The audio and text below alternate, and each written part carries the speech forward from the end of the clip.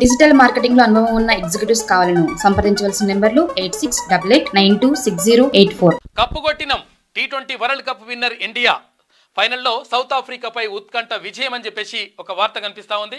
మొత్తం మీద కప్పు గెలిచిండ్రు 17 సంవత్సరాల తర్వాత. అంటే 2007లో ధోని సేన గెలుచుకుంటే ఇప్పుడు రోహిత్ శర్మ ఆధ్వర్యంలో ఇప్పుడు కప్పు ఇండియా సొంతమైంది. టీమిండియా కళ నిజమైంది. 13 ఏళ్ల నిరీక్షణకు తెరపడింది. 13 ఏళ్ళకి 17 ఏళ్ళు కావచ్చు. ఇక అసాధారణ పోరాటానికి ఫలితం దక్కింది.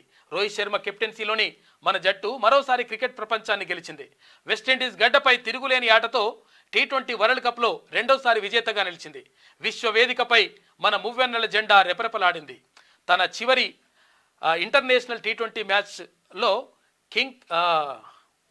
కింగ్ విరాట్ కోహ్లీ 76 పరుగులు తర్వాత బ్యాట్తో మెరిపించగా బౌలింగ్లో హార్దిక్ పాండ్యా 3 వికెట్లు తీసి 20 రన్లు ఇచ్చిండు. తర్వాత జస్ప్రీత్ బుమ్రా 2 వికెట్లు తీసి 18 పరుగులు ఇచ్చిండు.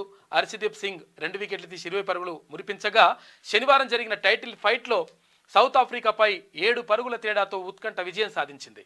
ఇక తొలుత ఇండియా 20 ఓవర్లలో 7 వికెట్లు కోల్పోయి 176 స్కోర్ చేయగా చేజింగ్లో సౌత్ ఆఫ్రికా 8 వికెట్లు కోల్పోయి 169 స్కోర్ మాత్రమే చేసి ఓడిపోయింది.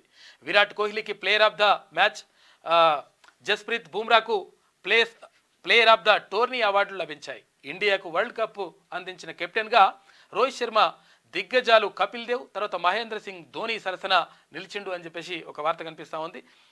1984లో అనుకుంటా అక్కడ ఏది 84నా ఎప్పుడు ఎవరు ఆయన కపిల్ దేవ్ ఏది సారథ్యం వహించినప్పుడు భారత క్రికెట్కు జట్టుకు సారథ్యం వహించినప్పుడు కప్ వచ్చింది. ఆ తర్వాత 2007లో ధోని కెప్టెన్గా ఉన్నప్పుడు కప్ వచ్చింది. ఇప్పుడు మరోసారి భారత్ ఖాతాలో క్రికెట్ టోర్నమెంట్ ప్రపంచ కప్పు పడిపోయింది. T20 ఫార్మెట్కు కోహ్లీ రిటైర్మెంట్ ప్రకటించిండు. డిజిటల్ మార్కెటింగ్ లో అనుభవం ఉన్న ఎగ్జిక్యూటివ్స్ కావాలను సంప్రదించవలసిన నెంబర్లు 8688926084.